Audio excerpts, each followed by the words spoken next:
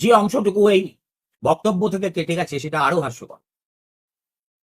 মমতা বন্দ্যোপাধ্যায় বলছেন যে তিনি তৃণমূল কংগ্রেসের রাজ্যসভা এবং লোকসভা উভয়েরই নাকি সংসদীয় দলের চেয়ারম্যান। এইরকম আহ্লাদের পদ যে থাকতে পারে এবং সেটা নিয়ে কেউ কথা বলতে পারে, এটা ভাবলেই আমার হাসি পাচ্ছে। তার কারণ এরপরেও যদি উনি বলেন যে ভারতবর্ষের প্রধানমন্ত্রীও আমি, রাষ্ট্রপতিও আমি, সেইটা বলা যতটা হাস্যকর হবে, আমার দলের লোকসভা সংসদীয় দলের চেয়ারম্যানও আমি, রাজ্যসভার চেয়ারম্যানও আমি, এটা বলা ঠিক ততটাই হাস্যকর। তার কারণ এই যে পদটা তার চামচা সাংসদরা তাকে দিয়েছে, তার গুরুত্ব একেবারেই প্রতীকী এবং আলংকারিক। এর কোনো সাংবিধানিক বৈধতা নেই।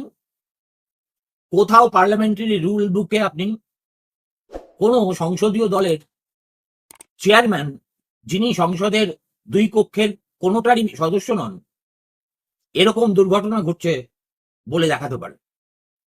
আসলে মমতা বন্দ্যোপাধ্যায়ের কাছে তাকে অবজ্ঞা করে কেউ কোনো কিছু করলে তিনি তাকে রেয়াত করবেন না।